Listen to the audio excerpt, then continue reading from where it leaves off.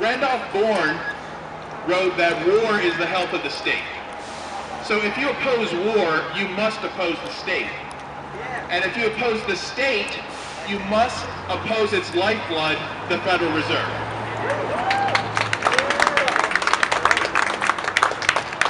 The thing that makes the Fed an enemy of freedom is that it relies upon coercion.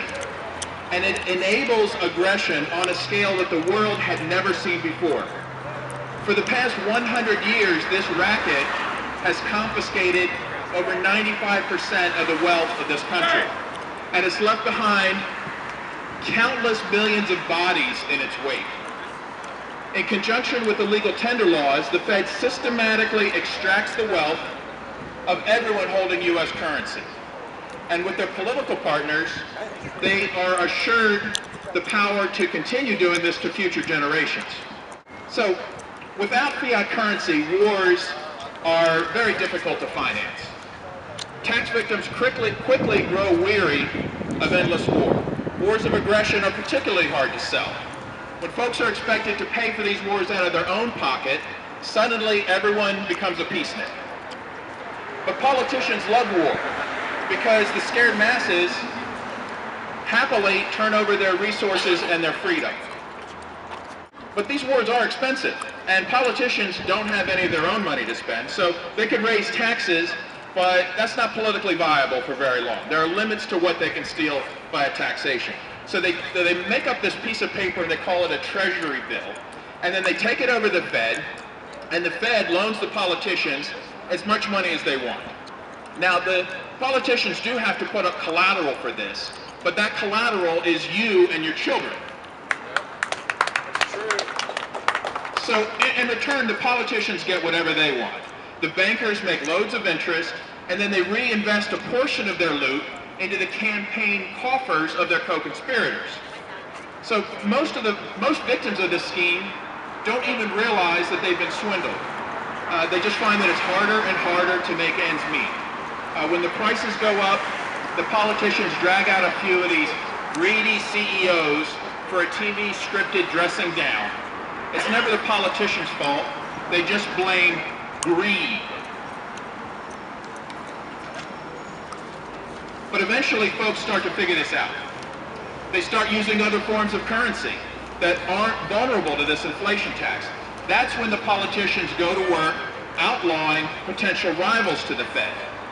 And meanwhile, the people get poorer and poorer, the wars go on, abroad and at home. So without the Federal Reserve, who would pay for 900 military bases in 135 countries and more armed conflicts than I can count? Without the Fed, who would pay for 1.5 billion rounds of hollow point ammunition for domestic use by the Department of Homeland Security? Without the Fed, who would pay to keep 1 million peaceful pot smokers in cages? Yes. Who would buy thousands of free tanks as gifts for local small-town police forces? Who would pay for the new fusion center in South Philly? Who would pay for the drone base in Horsham? Who would pay for the 70,000 blue-shirted goons that are groping old ladies and children at the airport?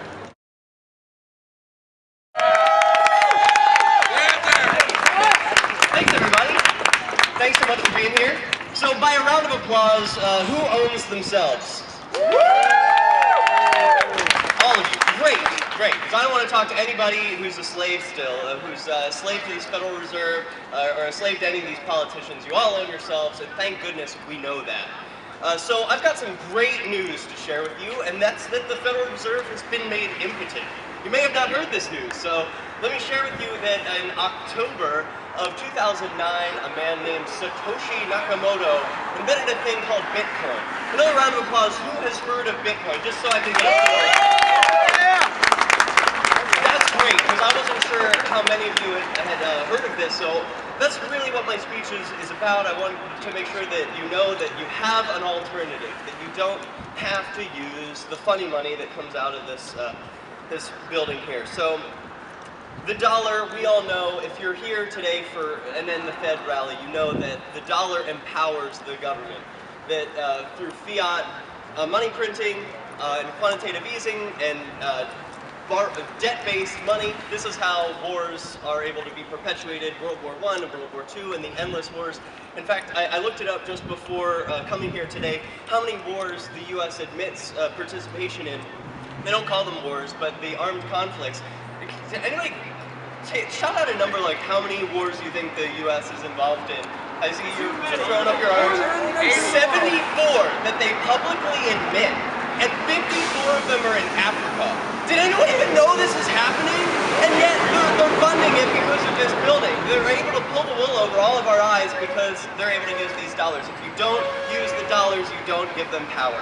And so that's why Bitcoin is really exciting. Bitcoin was invented by this pseudo-anonymous, we don't really know if it was one person or a million people who invented software that allows the first decentralized anonymous cryptocurrency. And that's a lot of words to throw in at once, but if you just, the basic gist is it's a new currency. And it's a currency that has properties that have never existed before. A lot of you probably like gold and silver. Am I right? Does anyone trade in gold and silver? Have you ever made a transaction in gold and silver? A few. And it's difficult. I love gold and silver because it has properties like you can't print gold and silver. And that gives me confidence in a currency. But Bitcoin has that upper limit. There will only ever be 21 million Bitcoins ever minted. And that's important because unlike fiat currency, which can be printed at will, there's a limited number of this commodity that will ever exist. And so Bitcoin is a stateless currency. There's no government that issues this. It's a free market currency. You're able to pay what you believe the value of this currency is. It's not mandated from on high, and it's non-political. There are no politicians involved in the creation of Bitcoin. Perhaps there are some politicians in the Free State who are Bitcoin miners, but we'll get to that in a bit. So Bitcoin is a currency that cannot be inflated or controlled. This is the most important thing about Bitcoin. No politician can control it. Right now, they're trying to write laws that are able to regulate. They're shutting down some Bitcoin trading accounts, but they can't control the whole thing because the power is really in your hands. You can see the open source code yourself. So you have this alternative now. You can return the power of money from the government to yourself. There are things you can do. This is the global reserve currency. It feels impossible to get this monster off your back, but it actually is really simple. Bitcoin's a great example. There's a million other examples, and there's things that you can do to figure this out on your own and personally nullify the Fed. The majority of the American people can no longer identify grand larceny even as it illegally forecloses on their home. Nor can they recognize counterfeit money, theft by inflation, the most obvious of robberies, federal income tax. Yeah! That's right! We ourselves, we're brave. Everyone who's here is brave because we're bucking the status quo. They're not. We all need to know this. We're dealing with cowards.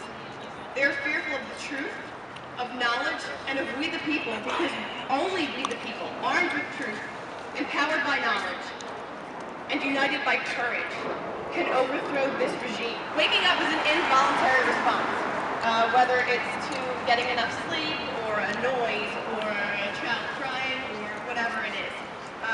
What's not easy is to stop hitting snooze and get out of bed.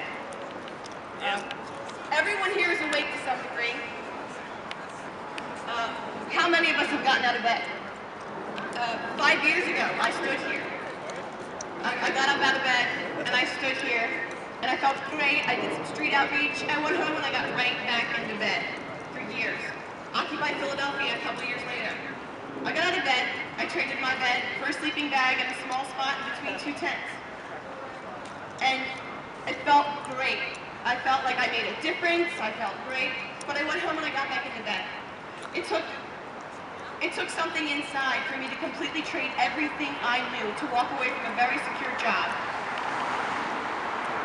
And with nothing left, I mean nothing, I had no options, I had nothing. And I can tell you that I've never ever been as happy as I have since the moment that I traded that safety, the comfort of that bed, and put my cold feet on the my bare feet on the cold ground, and got out of bed. I think it's time that we all got out of bed, worked together. We're all here. If you have any questions about anything, how to help, when to help, we're all here. Like I said, my name's Josie. There's Steve, Citizens for Liberty, and we have Mike Salvage and Bab. Any questions, please feel free to come up to us. Ask how to get involved. We'll be glad to help. Thank you very much. There is no greater threat to the long-term security and prosperity of the United States today than the out-of-control, secretive Federal Reserve. That's a Ron Paul quote. Got that from Ron Paul. The Fed artificially sets interest rates, funds the bailouts, the wars, and picks economic winners and losers. We are fortunate enough to be standing right here in the cradle of liberty. We have the blood of the revolution running deep within our veins. Let us not forget that. This is where it all started. We are standing only blocks away from where we declared our independence. The Founding Fathers revolted. They revolted from the central bank system of the European kings. The King's Bank came back in 1913, along with the IRS when the Federal Reserve Act was enacted. This is the beast that we are up against. This is the machine that we are up against right here. We are in a war of ideals. We talk about revolution, but the real revolution is one of consciousness. We must move outside the mental prison created by our abusers. Or if we don't do that, we shall ever be their slaves. Education, that's what we need.